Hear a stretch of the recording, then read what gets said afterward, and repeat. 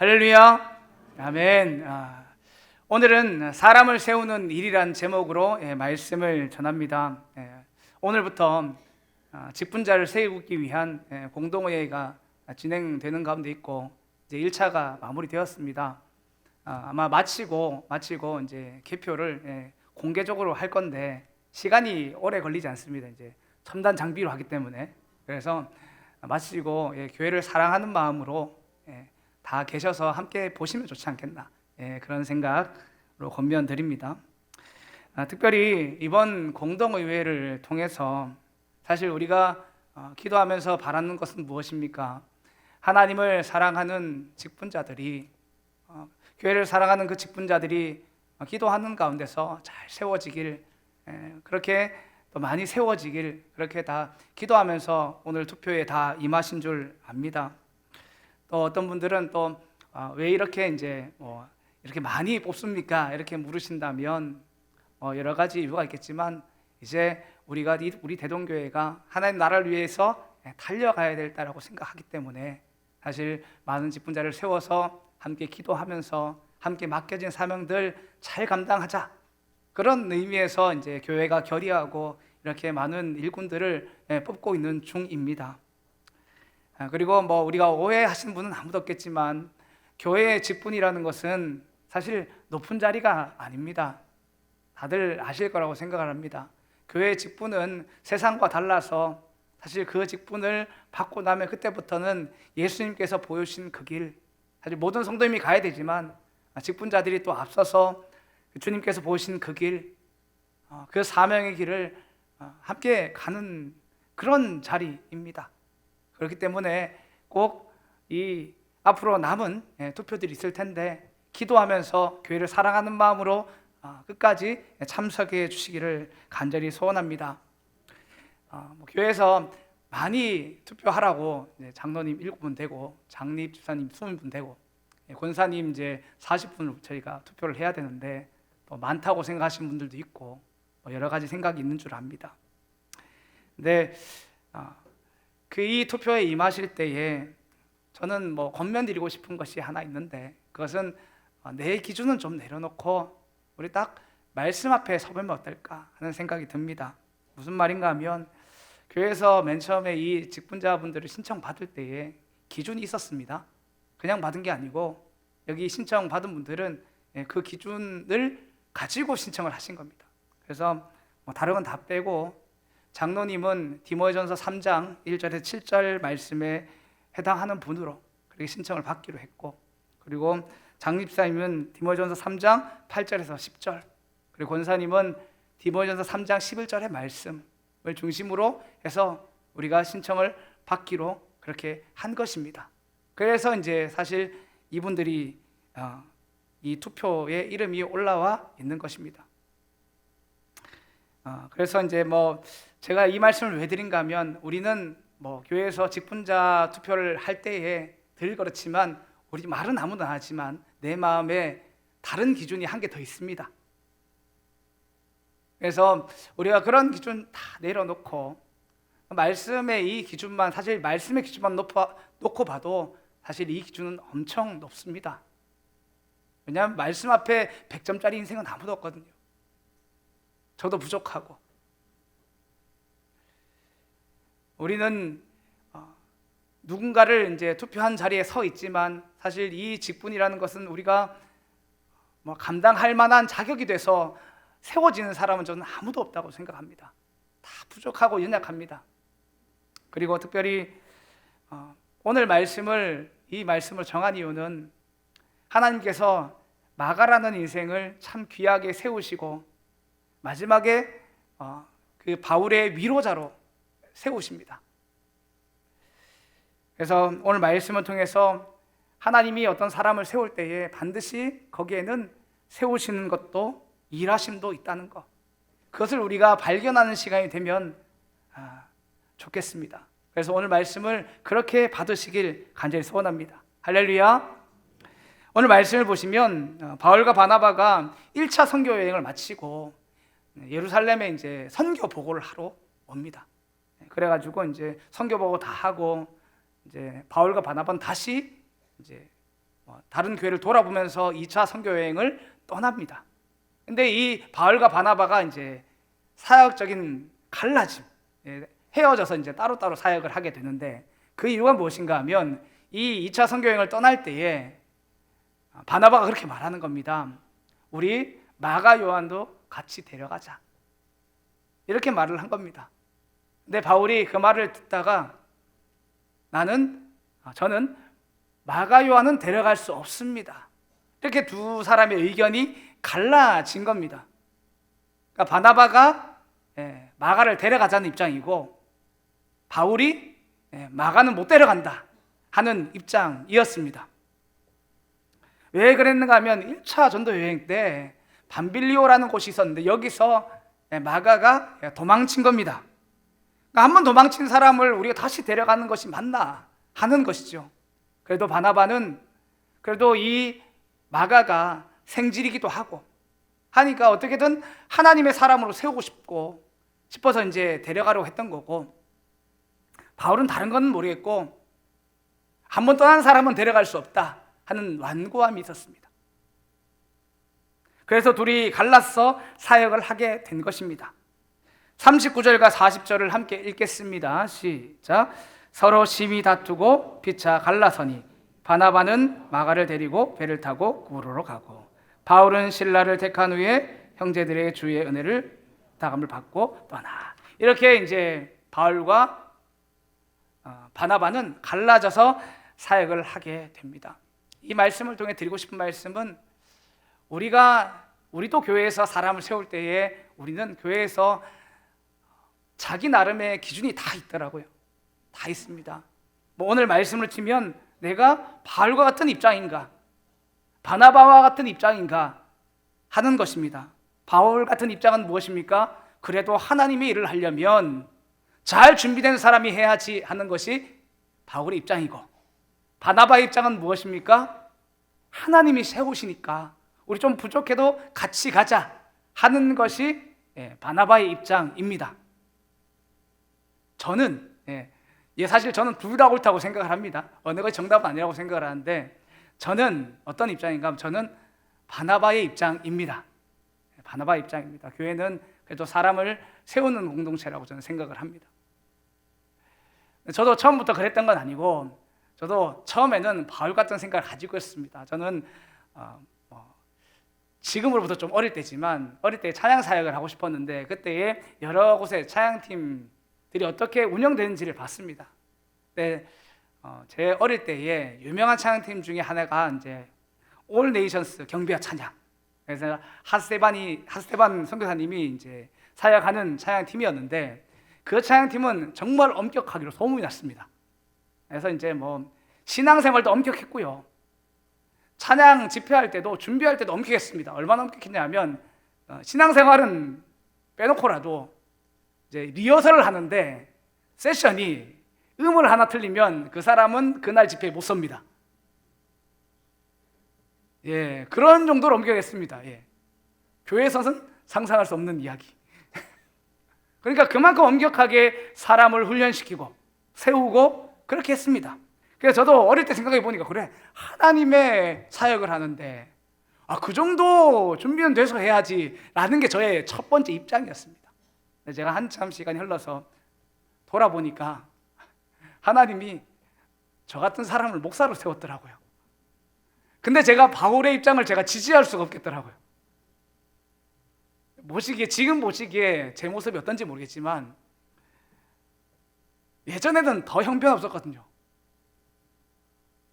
설교는 이거보다 훨씬 못했고, 찬양도 이거보다 훨씬 못했고,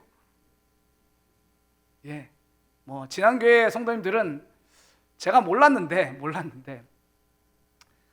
한 번씩 이제 전도사 때 방학 때 이제 여기 올라와서 설교를 이제 하라고 하셨습니다. 그래서 이제 저는 막 떨리는 마음으로 설교를 했지요. 많이 했습니다. 많이 했는데 하루는 제가 이제 설교 실습을 받으면서 그 교수님이 그렇게 말씀하시더라고요. 자네는 어딜 보는 건가 하더라고요. 무슨 말인가 하면, 제가 설교를 할 때 성도들 봐야 되는데 제가 설교할 때 하늘을 보고 이제 설교를 한 겁니다. 이렇게 설교를 했습니다. 그리고 제가 이제 그때 깨달았죠. 아, 내가 하늘 보고 설교하고 있구나. 그래서 제가 이제 성도님들 앞에서 그 얘기를 하니까 성도님들이 다 웃는 겁니다. 그 말은 뭐냐면 이미 오래 참고 기다려 주신 겁니다. 제가 하늘 보고 설교한 지 꽤 오래됐음을 제가 이제 그때 알았습니다. 제가 이제 드러난 게 아니고 저는 이제 막 옛날부터 하늘 보고 설교하고 막 찬양도 자기 마음대로 하고 네, 그렇게 했습니다. 근데 하여튼 그 단편만 봐도 제가 무슨 목사가 될 사람이겠습니까? 근데 참 부족한데도 뭐 성도님들이 사랑으로 인내해 주셨고 또 하나님께서 많은 은혜 주셔가지고 제가 이 자리에 서 있습니다. 그것을 제가 부정할 수 없고 그리고 여기 계신 모든 분들도 마찬가지라고 생각을 합니다. 그래서 저는 제 입장은 바나바일 수밖에 없습니다. 말씀도 그러하고 경험적으로도 그렇고 저는 하나님이 그런 하나님이라고 생각을 합니다. 마가는 왜 도망갔을까요? 마가는 왜 도망갔을까? 여러 가지 견해가 있습니다. 그 중에 하나는 뭐냐면 앞으로 일어날 사역이 너무 두려워서. 우리는 전도 여행을, 선교 여행을 작은 일 여기지만 정말 바울과 바나바는 정말 목숨 걸고 선교하신 분들입니다. 1차 여행 중에 밤빌리아라는 지역에서 이제 마가가 도망을 가게 되는데 거기서 바로 다음 장들을 보면 어떤 일이 벌어지는가 하면 한 절 한번 읽어보겠습니다. 사도행전 13장 50절입니다. 함께 읽겠습니다. 시작. 이에 유대인들이 경건한 귀부인들과 그 신의 유력자들을 선동하여 바울과 바나바를 박해하게 하여 그 지역에서 쫓아내니. 아니 하나님의 말씀을 전했는데 거기 있는 유대인들이 그냥 몇 명만 힘들게도 어려운데 유대인들이 힘을 합쳐가지고 지역적으로 박해를 하는 겁니다. 보통 일이겠습니까? 지역적으로 이 복음 전하는 걸 막기 시작하는데 그래도 거기 있을 수 없어서 이제 그 다음에 쫓겨난 곳이 이고니온입니다. 근데 거기서 돌 맞을 뻔하죠. 그러니까 이런 사역들이 이어지는 걸 마가는 상상할 수 있었던 겁니다. 그래서 도저히 이걸 감당할 수 없어서 돌아간 것이라고 생각을 합니다. 그러면 한번 여쭙겠습니다. 그러면 정말 바울과 바나바와 같은 이런 사역들 감당하려면 어떻게 하면 될까요? 그냥 내가 하나님 앞에서 결단하면 이 사역 감당할 수 있을까요? 아닌 것 같더라고요. 쉽게 말하면 은혜 받아야죠. 은혜 말고는 답이 없습니다. 내 안에 부활의 소망이 가득 차고 이 모든 사역을 부활의 소망으로 감당해낼 때 가능한 것이지 결단으로 되는 것이 아닌 겁니다. 그래서 제가 드리고 싶은 말씀 그겁니다. 우리가 하나님의 사역을 할 때에 저 사람을 놓고 평가하는 기준이 생각보다 많이 높습니다. 그런데 그 기준들은 좀 내려놓으시고 하나님께서 하실 일들을 기대하면서 좀 나아가시면 좋겠다. 그런 권면입니다. 마지막인데 이 사역 끝에 생각지도 못한 변화를 경험하고 생각지도 못한 위로를 받은 사람이 있는데 그것이 바로 바울입니다. 바나바는 마가 요한을 끝까지 품었으니까 그의 변화를 봤을 겁니다. 근데 바울은 그렇지 않습니다. 근데 그의 말년에 놀라운 위로를 경험합니다. 하나님께서 바울에게 주신 사명은 다 아시죠? 하나님께서 바울을 불러가지고 너는 이방의 사도로 세우겠다 그렇게 말씀하셨고 그래서 이제 이 바울은 그 말씀에 순종해서 마지막에 내가 로마로 가서 로마 황제에게 복음 전하리라. 그렇게 하면 땅까지 복음을 전하는 일이 될 거라고 생각하고 그렇게 간 겁니다. 근데 일반 사람이 바울이 아무리 로마 시민권을 가졌다 해도 어떻게 황제 앞에 서겠습니까? 황제 앞에 설 수 있는 방법은 하나밖에 없었습니다. 자기가 마지막 이제 재판을 죄가 없는데 죄 있는 사람처럼 가가지고 마지막 재판을 황제 앞에서 받는 것입니다. 그러면 황제 앞에 설 수 있습니다. 그런데 여기서 중요한 것은 여기서 조금만 잘못되면 죽는 겁니다. 이게 마지막이거든요. 뒤가 없습니다. 항소할 데가 없는 겁니다. 황제 앞에 가면 여기서 잘못 말하면 죽는 겁니다. 그래서 나중에는 바울은 순교하게 됩니다. 그러니까 바울은 말년에 감옥에서 교회를 돌본 사역을 합니다. 이러면서 참 외로움을 많이 겪었던 것 같습니다. 그때 바울이 얼마나 외로웠는지가 디모데후서에 나와 있는데, 디모데후서 4장 9절부터 쭉 보시면 자기를 떠난 사람 이야기를 많이 합니다. 그 말은 무엇인가 하면 이 사람들이 그전에는 나랑 같이 사역을 했다는 말입니다.